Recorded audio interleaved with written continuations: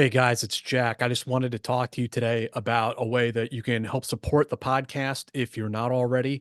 We would really appreciate it if you guys went and reviewed us on Apple or Spotify. Those reviews really help people find the podcast and help it get recognized. And, if you've been enjoying the show, we really appreciate your support.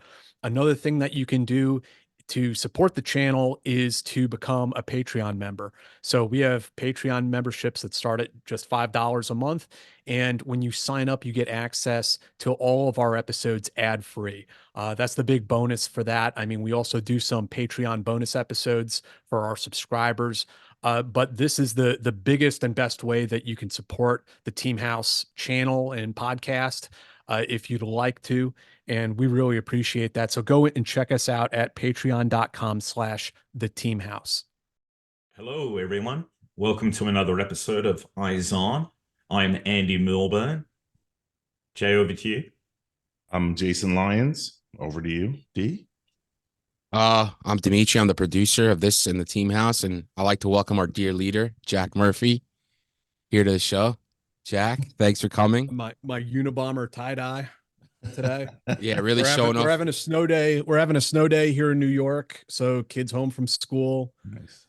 Just chilling at home. And but thank you guys for having me on the show.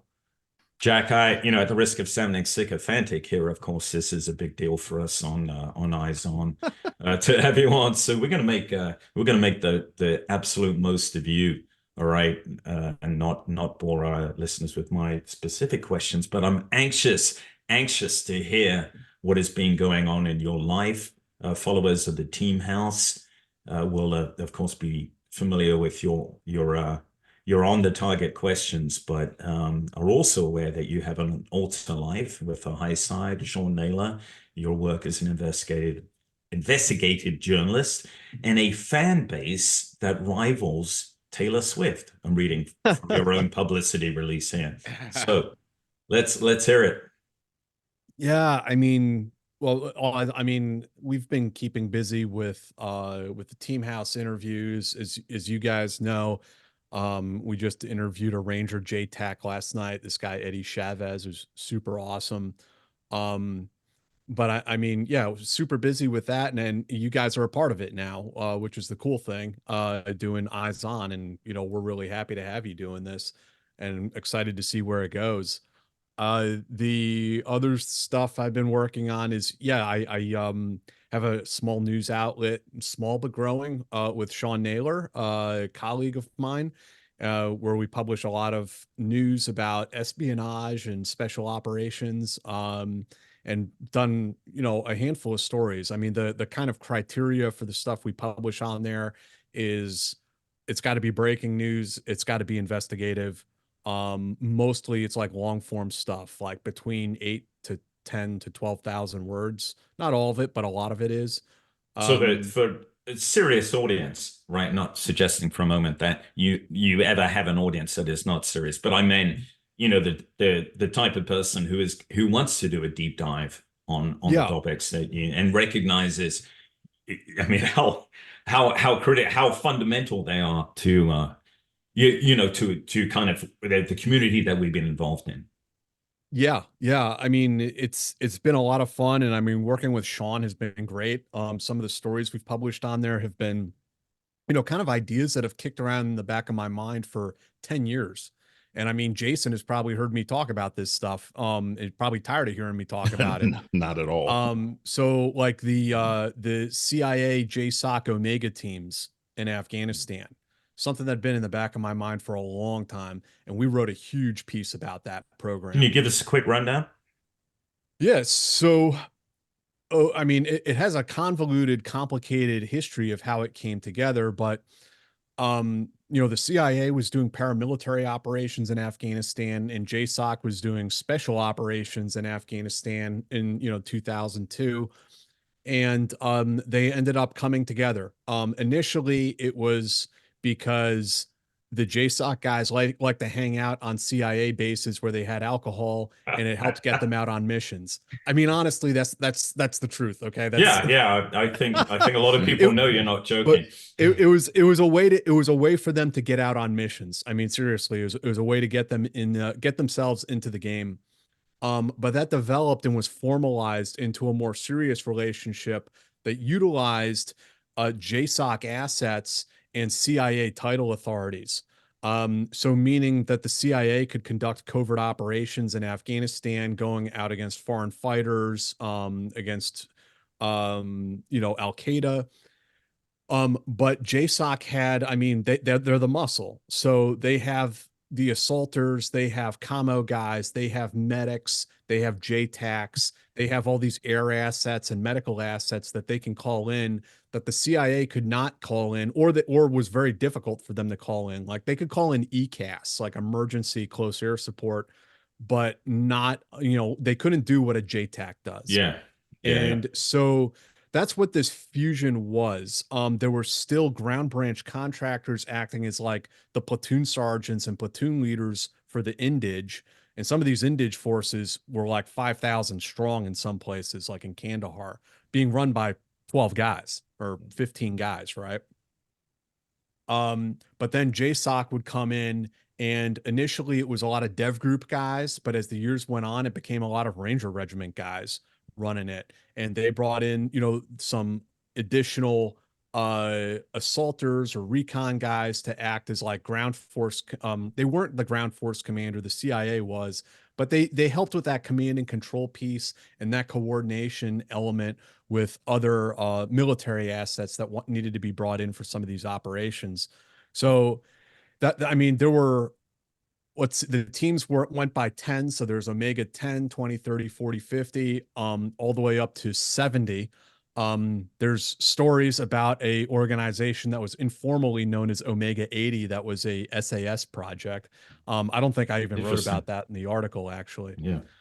But that's the thumbnail sketch of what the Omega program was. You know what's intriguing about that, Jack, is we're so piss poor at capturing our own lessons learned, right, institutionally, and to include in the soft community, and yet, a prevailing lesson learned Afghanistan, Iraq, actually, a number of cases of irregular warfare, and so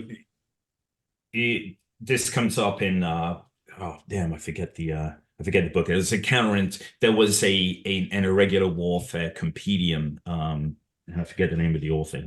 He's going to be mad at me. That came out a couple of years ago. He's an SF guy, doctor. I think probably you'll remember the name. But one thing it concludes in there is a light footprint of, carefully, no surprise here, but carefully selected guys. But the key part is a light footprint. So you're not taking over that effort, right? Right. And it seems to me what you're talking about is exactly the sort of footprint that's going to be useful going ahead. That where and that easy the way that the easy integration, and it happens best in JSOC, easy integration between all of those assets, right? To include EMO. There's definitely a case to be made that Omega was the template that should have been used across Afghanistan. Yeah. Because you had, maybe 10 CIA employees, contractors, 5-6 JSOC guys, maybe some like agency support people, like some analysts and some reports officers. But long story short, I mean, there were times where you had like 12 to 15 people running a paramilitary Indige force of 500 to 5,000, depending on the location. But I think JSOC is really the element that brings in all the, when they come to town, they bring all the tents, they bring all the aircraft. Like people have complained to me, we still can't run an op without deploying half of the damn Air Force. But the CIA really does keep that light footprint and that at least quasi deniable presence. I think they do that really well, much better than the military does. But Omega was the fusion of the capabilities. It brought in the best of both worlds, and that's through the system. The formal system it's called DSSS, I believe. It's the Defense Sensitive Support System. And so that's the system that allows the military to request CIA assets or the CIA to request military assets. And so that's what you saw in Omega. That's what that program really represented, I think. Yeah, I think the problem is that once you put big US military in charge, things go down the tube on that kind of initiative, It right? So was you, like Wes Morgan's book points out. I mean, not that these soldiers weren't brave, but I mean, the more Americans you deploy there, the more targets the enemy has to that's shoot right. at, right? Yeah. Yeah, you look at where things have gone relatively well. I mean, Colombia and I mean, Djibouti did not have the lead, but we certainly played a key role, Mhm. but primarily with small teams, right? The Mostly Philippines. soft, or yeah, Philippines same way.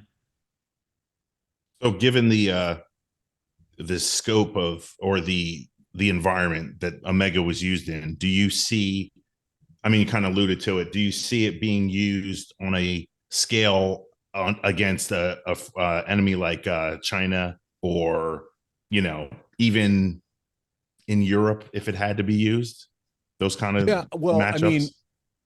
as far as a program that's actually called Omega, I don't know. I don't think the Omega program per se has spread out to other parts of the world, right? That's like that would be the sensationalist story about, Mm, CIA JSOC hit yeah. squads running around the world. I don't believe that's happening. But that template and that idea, that concept has been used subsequently. For instance, in Somalia, there's an organization called the Puntland Strike Force that was looking for American hostages. And that very much utilized like a small footprint of CIA personnel and JSOC personnel. Like there are actually some RRC guys and some Yeah. dev group guys who were on that one.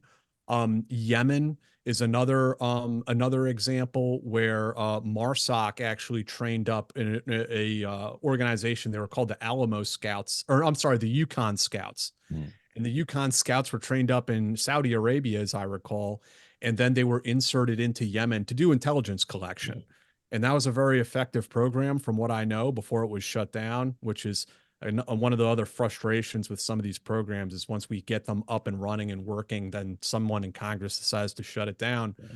Um, but then arguably you could say that the CIA is also using this sort of a similar template in Ukraine today. mm, And I don't know everything that SAD or Ground Branch is doing in Ukraine, but I know that they are very active over there.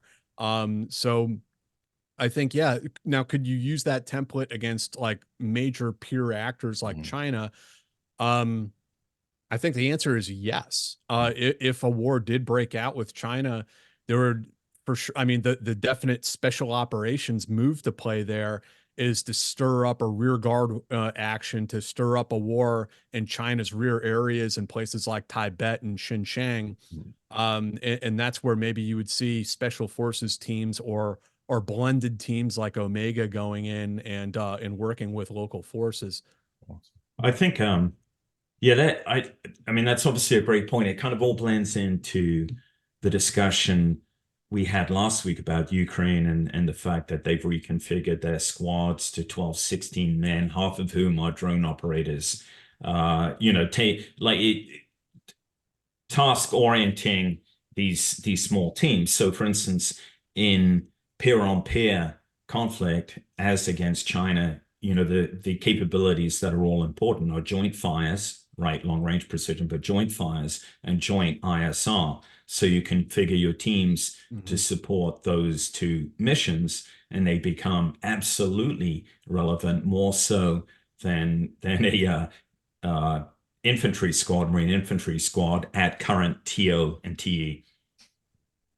Well, we, I mean, we were imagine, talking, we were you've got a talking small, sorry, go ahead, Jim. I was just going to say, we were talking about it even towards the tail end of my own time in the military, which is a ways back now, like almost 15 years ago, about how enablers are becoming more important than shooters. Mm, And Yeah, I think that's a theme that has yeah. continued yeah. over the last 10 years. Yeah, very much so. Such that you get missions, and I can think of several cases where, down at the team level, you have operators, and I hate that term anyway, but operators supporting, for instance, Mm, the SIGINT guys within that same team Hmm. and massive laydown. And yeah, so configuration going ahead, key thing would be no longer having these guys who can lug 80-pound rucksacks up and down the beach, but people who are adept at drones, adept at at all source analysis at that level and collection. And the operators use, they focus on long range precision strike with whatever system, man portable system they have. So you're right. What about you were talking about a little bit about Gaza, Jack, before we came into some and brought up some really fascinating stuff, I felt. Yeah. Yeah, I mean, for another article that that Sean and I worked on for the high side was about the JSOC deployment to Gaza, and how after the October 7th attack happened, that we deployed a large JSOC task force to the island of Cyprus in the Mediterranean, off the coast, to stage for contingency operations, largely potentially hostage rescue operations in Gaza itself. And this turned into a huge deal for JSOC, multiple planning cells working on this problem. And I mean, it really was a problem. I mean, they were trying to figure out how to get in there, get these hostages and get out. And getting out turned out to be the biggest hiccup. Because I mean, Gaza is essentially a fortress. Then you're dealing with all the rubble. How do you get helicopters in there? How do you get operators in there without, losing, having birds shot out of the sky? And the planning process evolved into them using everything. I mean, there were going to be helicopters flying off of aircraft carriers. There were going to be guys coming in on boats. There were going to be non-standard vehicles being used, as well as military vehicles being used. The intelligence piece on it was also incredibly difficult. We had so much drones in the air. I mean, it was insane. If I told you, the number of tails or the number of orbits that were involved, You're talking over the over ground Gaza over itself. Gaza. Wow. And I mean, I almost don't believe the numbers I've heard as well. I mean, there's so many, like, how do you get that many birds in the air over such a small strip of real estate? I was going to say this is good news. This is good news. It looks as though the U.S. military is finally capable of swarming UAVs, even if it's inadvertently. In the rush for information. They came from like 2 or 3 combatant commands, because there was like CENTCOM, AFRICOM, and EURCOM all contributing to this thing. Like, they were flooding everyeverything. There was you guys imagine getting pulled off other targets. Can you imagine setting up the ROS on that, or doing the air traffic control? Yeah, deconfliction's got to be horrible. Yeah. And I was able to talk to some folks and hear a little bit about, some of the technologies that are brought to bear. We have stuff that can see through concrete to a certain depth. That I won't say what depth it is, but to see through concrete, to see underground. It's radar, like a LiDAR? A form of it, or a LiDAR, probably. Yeah. There's other technologies that we gave to the Israelis to use on the ground. I was just going to mention that the SIGINT stuff that you told me about anyway. Pretty gnarly. AI-enabled SIGINT. Can I just say we've got a no classified information policy here on ISON. Yeah, these are I won't get into like any like specifics, but these are definitely highly classified systems that we've never shared with any foreign partner ever. No kidding. This is like the most cutting edge stuff we have, and we lent it to the Israelis to enable them to collect intelligence on the ground. We also had JTAC guys, TFO guys, other operators on the ground in Israel, not in Gaza, but in Israel, helping them out. So that's sort of the gist of the story that I wrote about Gaza. But I mean, obviously, the hostage rescue operations that were planned did not come to fruition, and I think there's probably a lot of frustration there for everyone involved. Where is that? That story is up on the high side. Yeah. Wait, can you explain what the high side is real quick? Yeah, we're giving you a golden opportunity, Jack. You can pay me on the back end. Well, the high side is it's a Substack, Substack is just a platform that journalists and writers can use to publish their work on. And Sean Naylor. Sean is been a military journalist far longer than I have, since the 1990s. He wrote the history book about JSOC, Relentless Strike.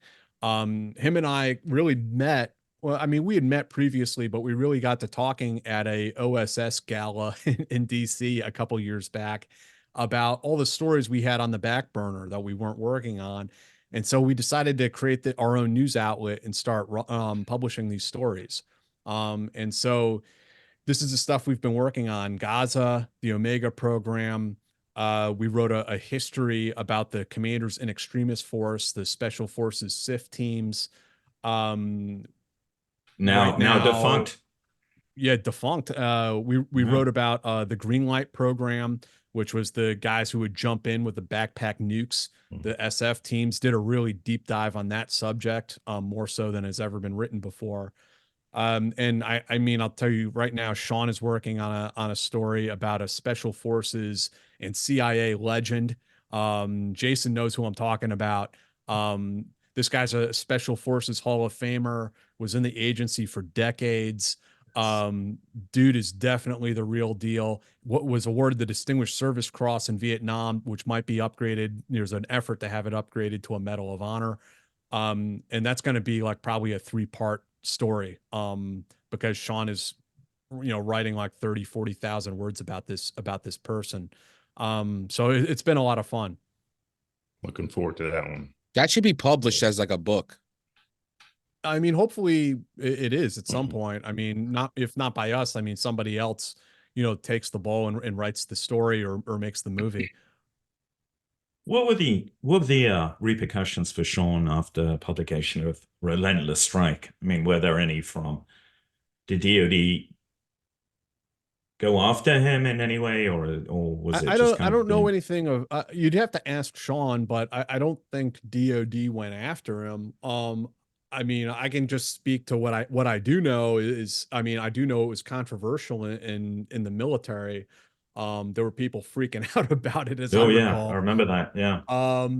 But at the same time, that book is now, I've heard that when they do like in briefs for like people who are coming like onboarding into JSOC, that people will hold up that book and tell them this is the one you need to read to understand this organization. So, I mean, which is ultimately the ultimate accolade, right?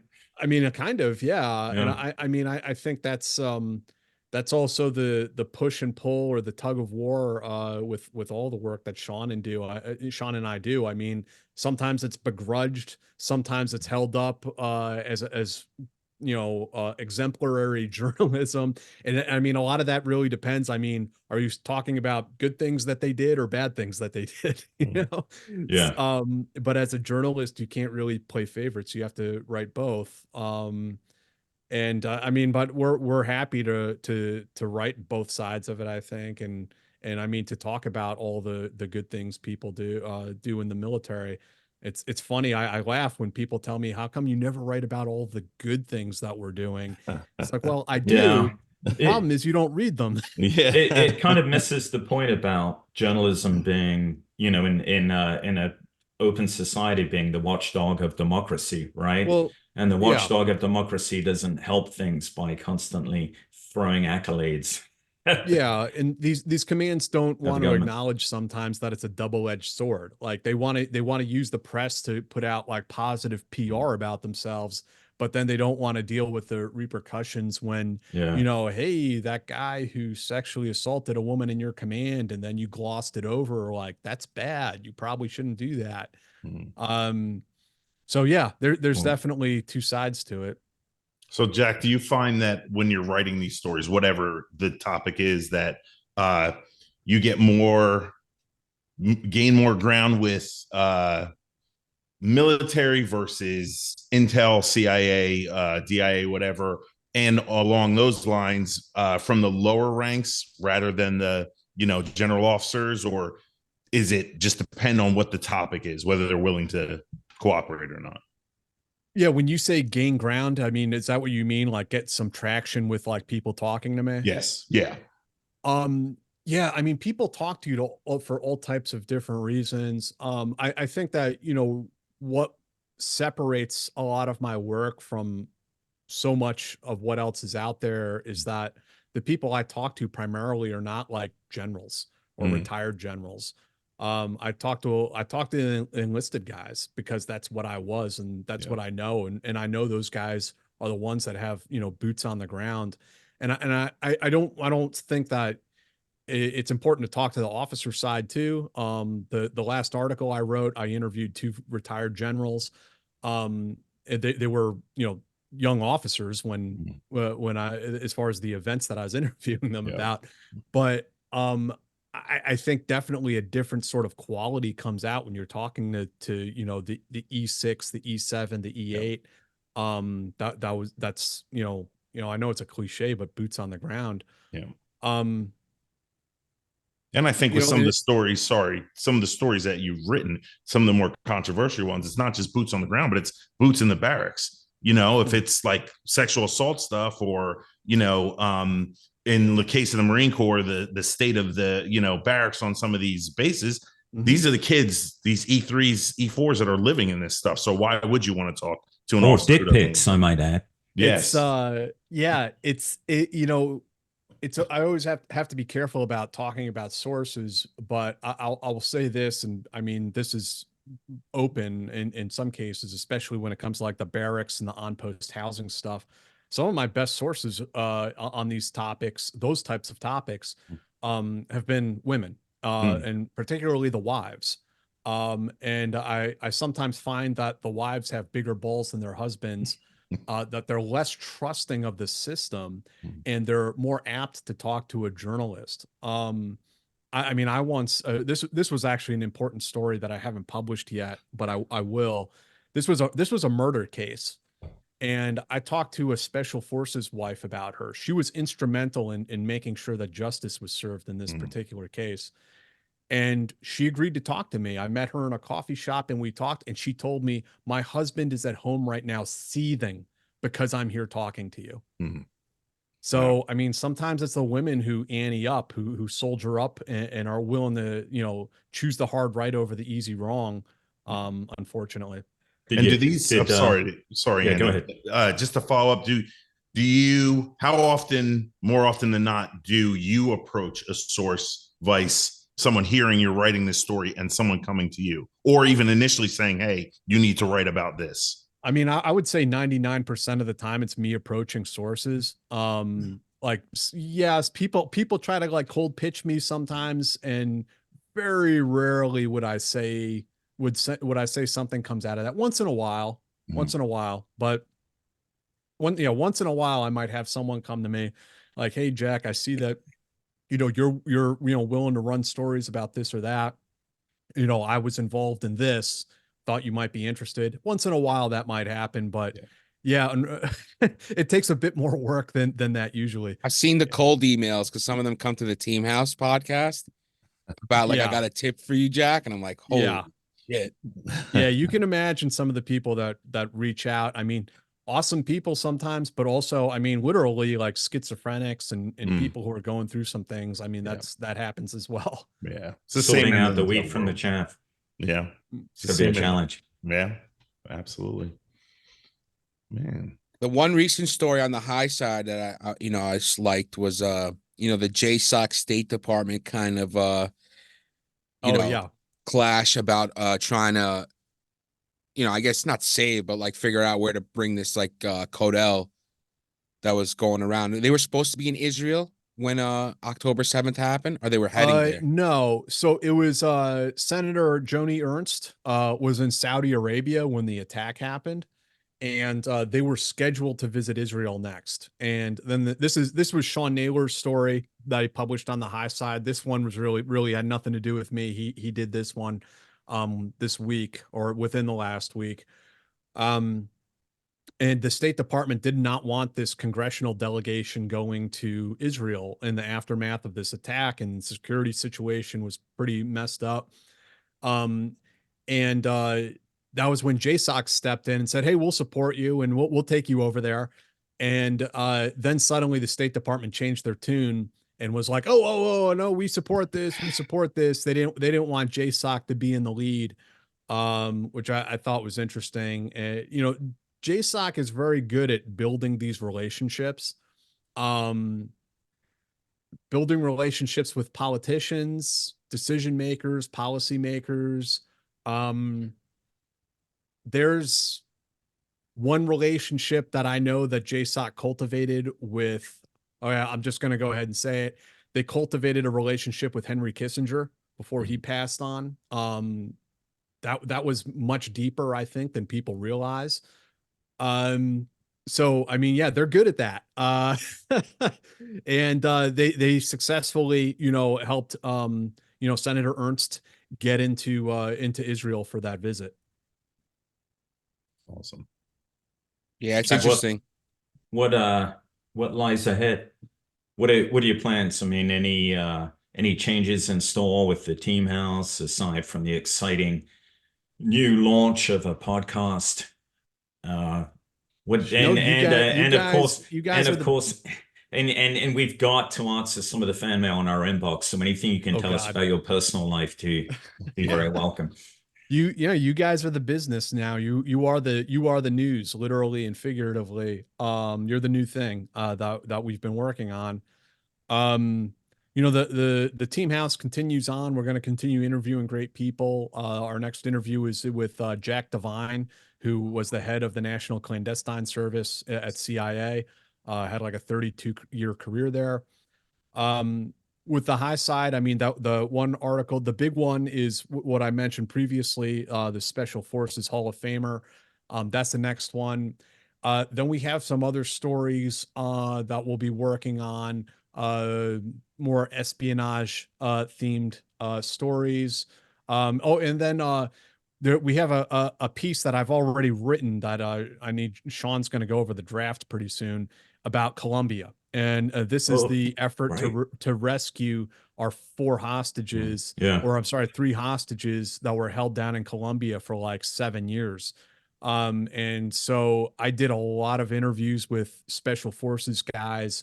I interviewed one of the hostages. Who's the Green Beret 06 who was there at the time? I don't know if he was an 06 at the time. I forget his name. Good dude. But he regularly does kind of a roadshow talk of that particular. Oh yes, I do know who you're talking about. He briefs the operation. Yeah. His name's on the tip of my tongue. Someone will call in. I mean, I have a folder here on my desktop of stuff he gave me, actually. I literally have a PowerPoint from him somewhere here. Wilson. Yeah. Yeah. So Colonel Greg Wilson that's him. It's another example of how shitty we are at propagating. I hate using that term, but I just did. Lessons learned, right? I mean, that was a good news story. Yeah.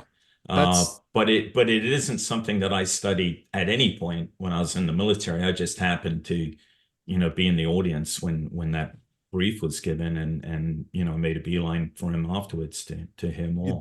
Those guys were held for like 5 years, and a lot of stuff happened in that process. I mean, CIA, FBI, JSOC, special forces, everyone got their hands in it at various times. So that's probably going to be a series that might end. That we plan to come back to and write more and more on, because it's such like a long kind of epic story. So that's another one. That's another one that's on the back burner. Excellent. I got one more question for Jack. And I don't know if he's going to be willing to talk about this. The Ukraine article, the CIA Sabotage Ukraine article that got punted, not even punted, like you got fucked over, in my opinion anyway. And you wrote a little blurb about it at the bottom of your article and stuff about what went down. Would you be open to talking about that a little bit more? I mean, I published it. I ran it. So, I mean, I'm certainly open to talk about it. And I wrote an article about how the CIA, working through Liaison, it has orchestrated a series of sabotage attacks within Russia itself. And these were attacks that targeted infrastructure, oil refineries, ammo depots, propaganda mills. I mean, all sorts of different things that could be considered legitimate targets. And it was done with, using old school techniques, sleeper cells, working out of cache site locations, taking demo and hitting these targets. Some of them were done with some military support, but a lot of it was, deep behind enemy lines, old school, like OSS style operations. So yeah, I wrote the article about that. I mean, that subject is touchy, and it's not necessarily well received, either on the American government side or even amongst other journalists. I mean, I received criticism for it. But I mean, it is what it is. I mean, I definitely certainly stand by the story I wrote. I think it's more important now than ever. And I mean, it's a huge story. Yeah, and the thing is, like, you have several sources. What's several mean? More than three? More than four? That's more. That's several. There were, as far as off the, anonymous sources in that story, I mean, there were 6 of them. So I mean, So let me ask you something. The New York Times or the Washington Post or the Wall Street Journal, journalists there, if they have 1 or 2 sources, they're running shit. And they will cite, an official familiar or a source familiar with, so I mean, their sourcing is often even more vague. And I again, I mean, I'm not necessarily out to throw shade, but a lot of those publications are reliant on their Pentagon press corps, White House press corps. They're reliant on the controlled leaks that come out of the CIA. I mean, I can tell you specifically in the CIA who leaks these stories to the New York Times, and leaks needs to be in like air quotes because it's an official leak, so to speak. Yeah, an unofficial press release. Yeah. Jack, I'm gonna ask you, Andy. I have one more question about the story. It's a little bit more inside baseball. Would you be willing to talk about like what went down in terms of like the editing process and the fact checking process, and like what the agency did to kind of like body block you? That was quite a wake up call. So yeah, I wrote this story. I was working with a major publication to run it. I had a fact checker that was working with me. She went through everything. I mean, it was quite a drag, but a necessary one, for something like that, for a story like that. We got right up to the finish line. We had a publication plan. The plan was to call up, because you have to, it's responsible as a journalist, call up the agency and ask for their official comment on the story. We're going to give them about 48 hours to comment if they want to, and then we're going to run the story. That was the publication plan. The way it went down was that we asked for comment. The deputy director wanted to talk to my editor like right away. My editor said, "When are you available for this call?" I said, "Anytime but 2 p.m. because I have to pick up my daughter from school." That phone call between my editor and the deputy director took place at 2 p.m. as I was picking up my daughter. Whatever they hashed out in private, he completely denied the story, said it's not us, said that it's all the Ukrainians. They've gone rogue. They're out of control, doing whatever they want. And we have no supervision over anything. So by the time I came back home from picking up my daughter at school, the entire tone and tenor of that story and my working relationship with that publication had changed. And now we're doing a fire drill and we're having to go back to sources and we're having to go talk to former CIA lawyers about this and that. And I mean, it got bizarre. And all of the sourcing that we had done was now kind of thrown out the window because the deputy director, who is obligated to deny covert operations, by the way, like that is a lawful. Yeah, but is he obligated to call up an editor of a publication and deny a story? Or is that somebody else's job? That you could delegate that, but right. The deputy director is like the assistant principal at school, so you get all the dirty jobs. Yeah.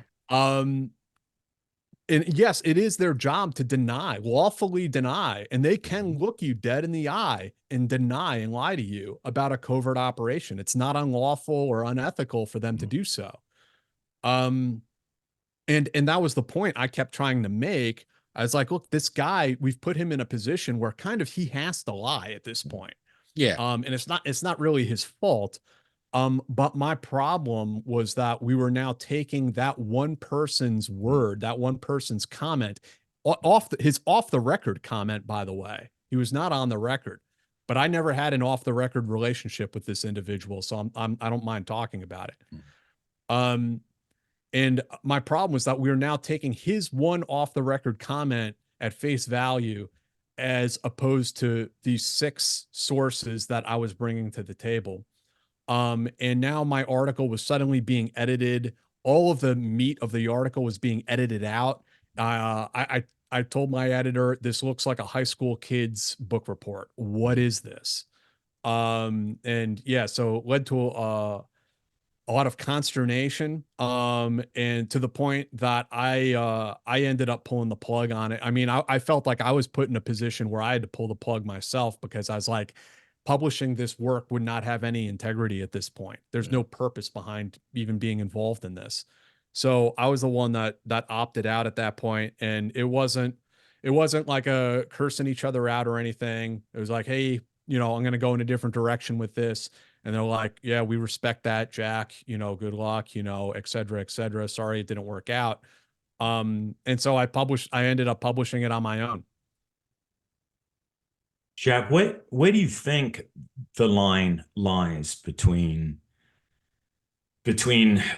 what you are doing, which is, as I said, I mean, it's a function of democracy, right? To have an arm that is purposefully trying to present what is happening to the public, right? That's your obligation. But is there a tension? I mean, is there a point at which you would not release information? I'm not talking about the obvious one where it's going to result in deaths and all that. But short of that, is there a point at which you would say, okay, fellas, I got it. This is potentially harmful to national security, and I won't release it. And of course, I bring this up because this topic comes up time and time again, right?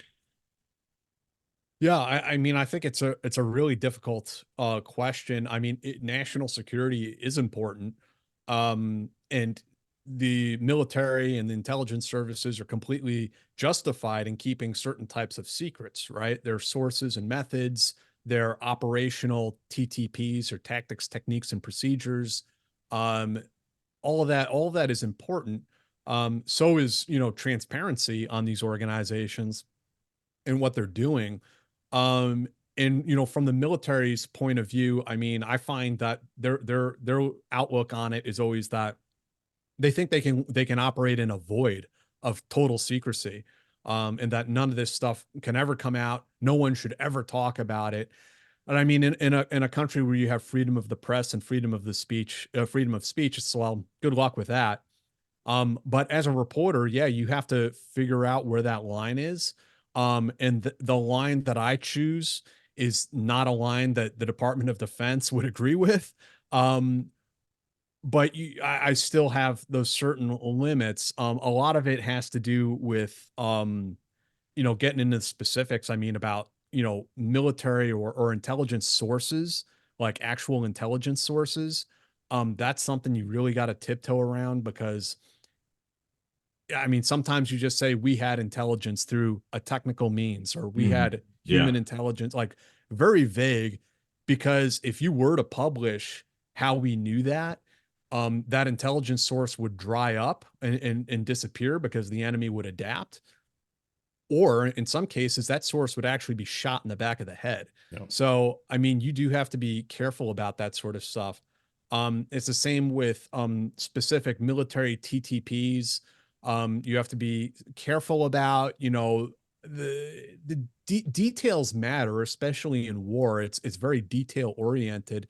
And so you try to capture as much of that as you can, but you want to be careful not to say too much about specifics of how maybe we breach and enter and clear a structure, or certain things like that, or certain ISR capabilities, or whatever the case may be.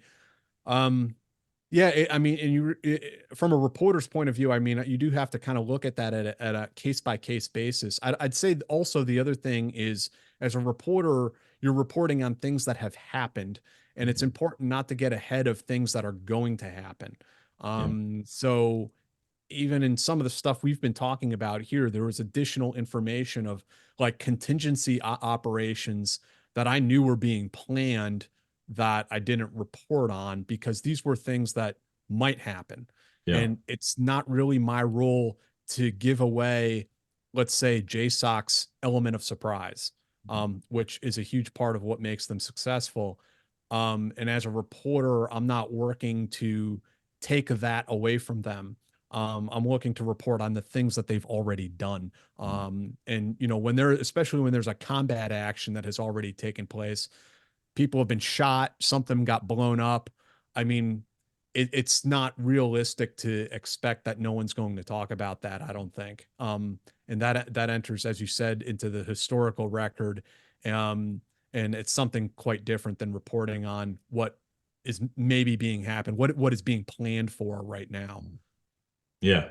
Yeah. I just remember, yeah, I mean, it's come up, it came up, in the UK where I was at the time during the Falklands War as a huge deal, what reporters couldn't.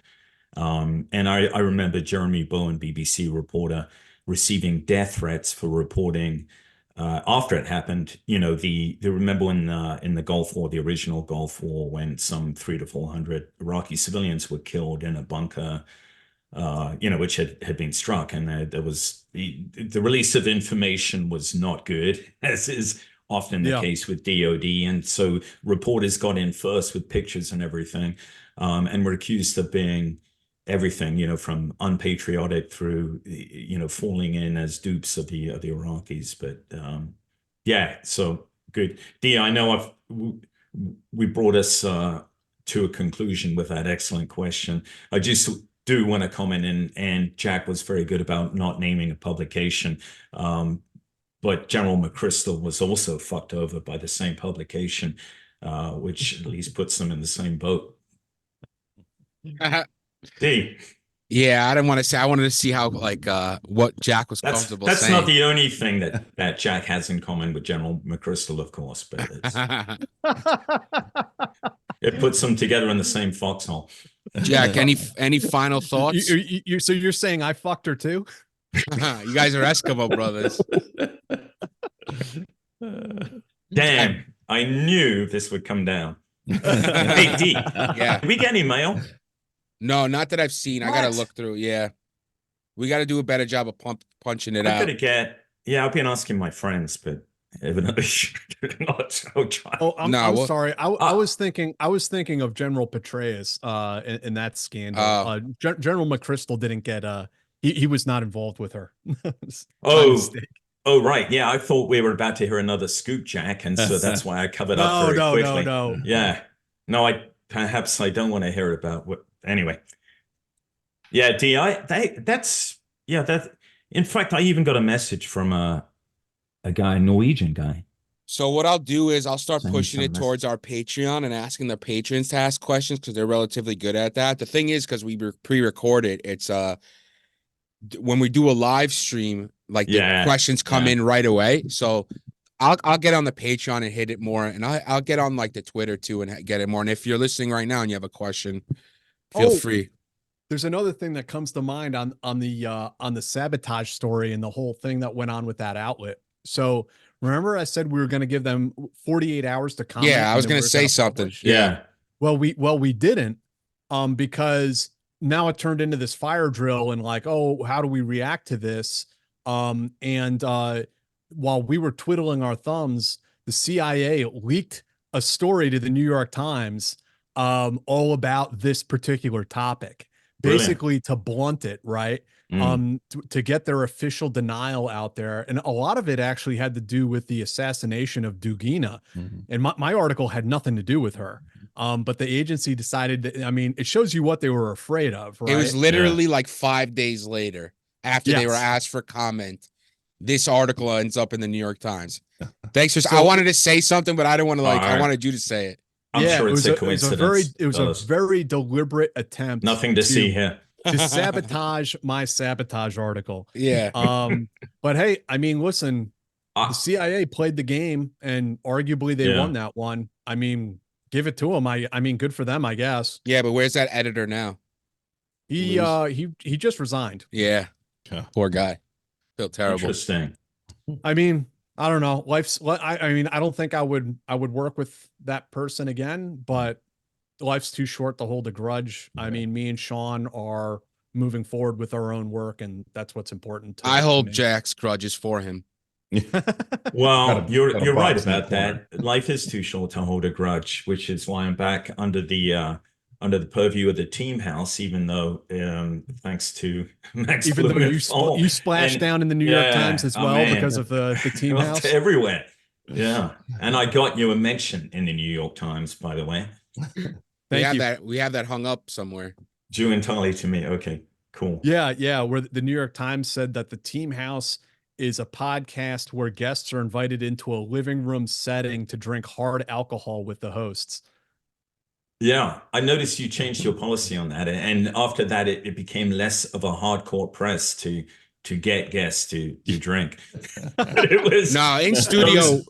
those were the halcyon days. Unfortunately, Jack and me and Dave brought it to its, not so much Dave, but certainly Jack at different times, different occasions, brought the concept to its nadir, and we say, hey, I do have something actually, because we didn't get regular mail. I did get follow up. Do you remember we were talking last week about Russian glide bombs? Mhm. Watch this, okay? I'm going to demonstrate this very quickly. I'm not a pilot, but I'm doing my best. All right, so here's an Su-35. It comes along behind the Ukrainian lines. My note, this is Ukrainian lines. It lobs a glide bomb, right? Yep. And the problem is that Patriots, like the high asset ADA assets, that can intercept glide bombs, are high value targets. So the Ukrainians keep them behind lines, right? And they can't reach the Russian aircraft. Well, what they've started to do is conduct Patriot raids. All right, they fix, they get a bead on the incoming Su-35, or I mean, they can tell when it takes off. All right, no kidding, and they get everything lined up. And then what they do is they push the Patriots up. Literally, it's like a thunder run. Unlimited. Then they fire, and as soon as those missiles are in the air, they pull back to their previous position. I mean, they're going right up on the line to do that, to extend the range of Patriots. So you see what I'm saying about using U.S. assets to really, I mean, to change doctrine. It's pretty. Anyway, I thought that's interesting. Awesome. A nerd. All right. Do you want me to? I'll wrap up. But Jack, do you have anything else you want to talk Nice. about? No, not really. I mean, thank you guys for having me on the show. Yeah, Jack, a great pleasure. I'm sorry that we didn't have bourbon to offer you, but this is a 9 dry a.m. show. Yeah. Do you got anything? No, nothing. I just want everyone to like, subscribe. If you're listening to us on audio, rate and review it 5 stars. It helps us big time. Any questions, you can hit up the Team House Podcast at gmail.com. Yeah, and tell your friends about it. It's important. It helps us out a lot. That's all I got. Yeah, thanks, man, for coming on. Jack's a good friend. I've known him for years. We've had some pretty awesome talks. So some of the things that he brought up as he started, I was like, oh, I remember this one. So it's just if you want the good stories, that's the man to go to. Just bring a cigar. That's all he has. So you are Jack's mentor. You're the man to blame. Yes. All right.